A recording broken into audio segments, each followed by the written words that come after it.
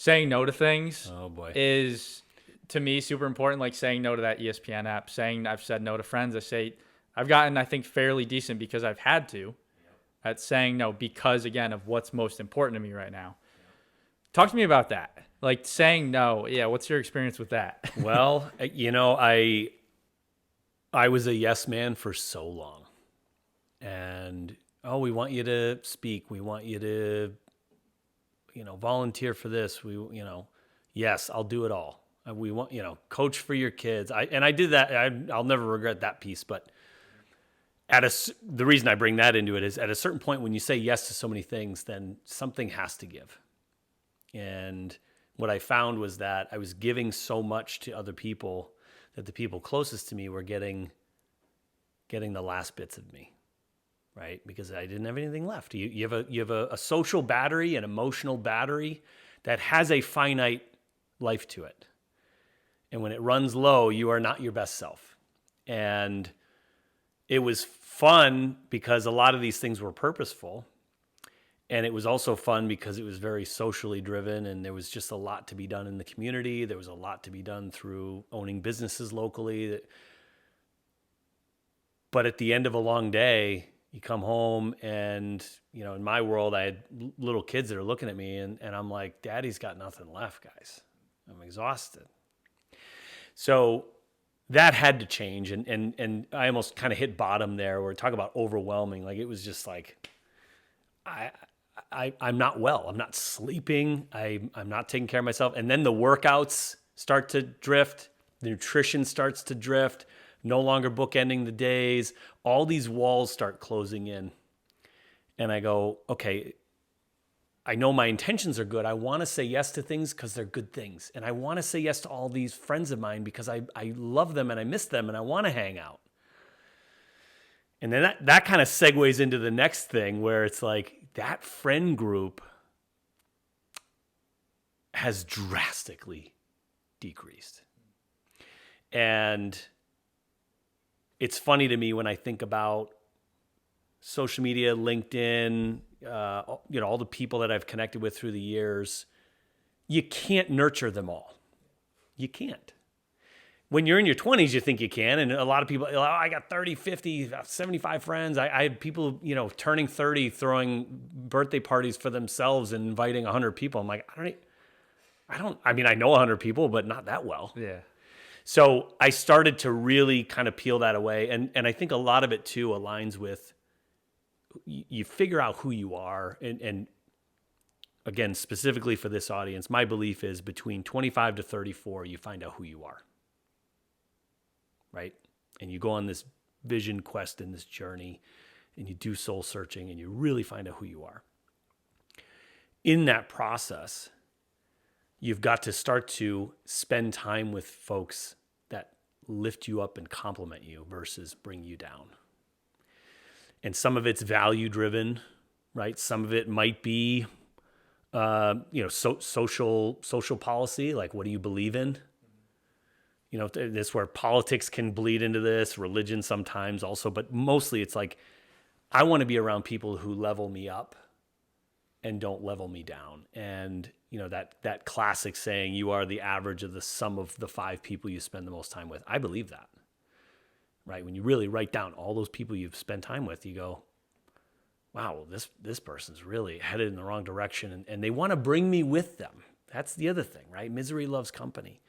And I'm all about helping people, but I'm also, hey, here's where I'm going. And if that doesn't align with your values, then we'll still be friends. Let's maybe call it acquaintances. Yeah. And I love you. And when I see you, I'll give you a big hug, but we're probably not going to hang out all that much. And that's got to be okay. And of course, a lot of this shifts, hopefully, when you start, if it's in people's plans to have children, that becomes your tribe. Right? My true north is my 3 kids, right? And then I've got these amazing relationships, but only a few of them. And that has been liberating because number 1, I don't have the time to nurture everybody. Number 2, I learned the value of saying no to things because I respectfully am saying no because it's going to allow me to be the better version of myself for the people that matter the most to me.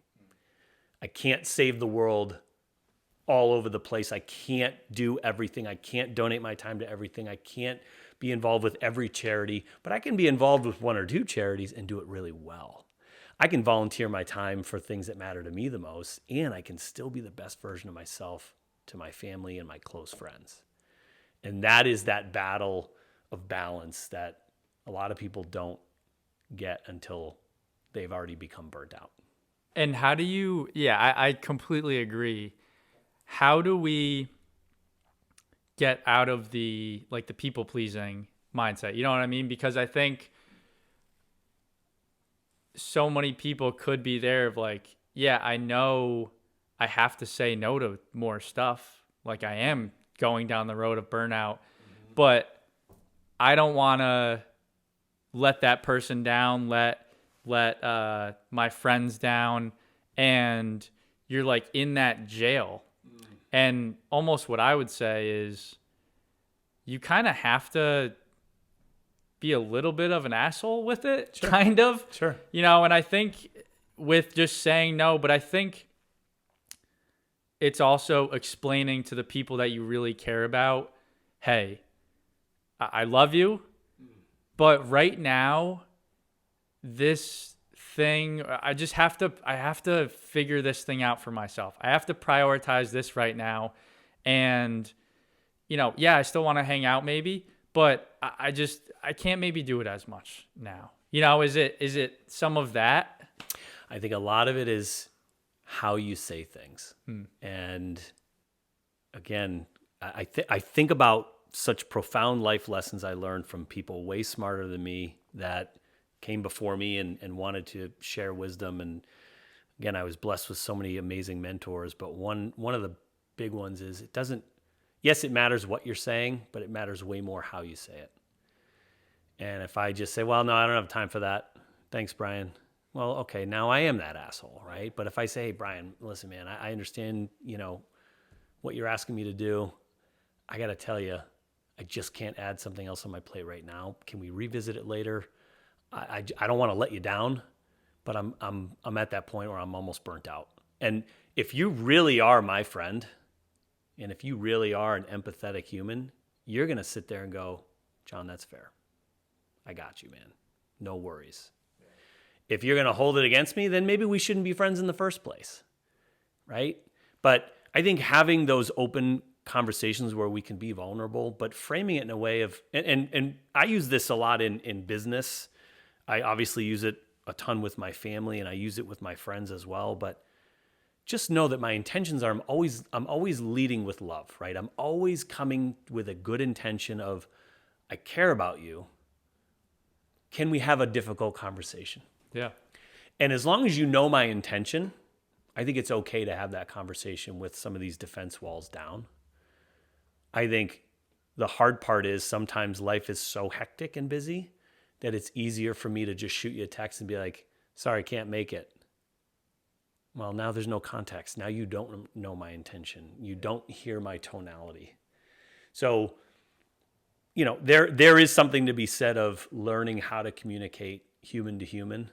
There's a big disconnect of that lately because it's so easy to do things through text and email and, social DMs and all that stuff where it takes away tonality. It takes away body language. It takes away, and I love that we're doing this face to face right now and we're not doing it in a Zoom or whatever, because there is that human connection that is so lacking. You think about where I work with a remote team. My team's all over the country. When we get together once a month, it's the best. You can feel it's an energy shift, right? This is how humans are meant to interact. We're tribal people.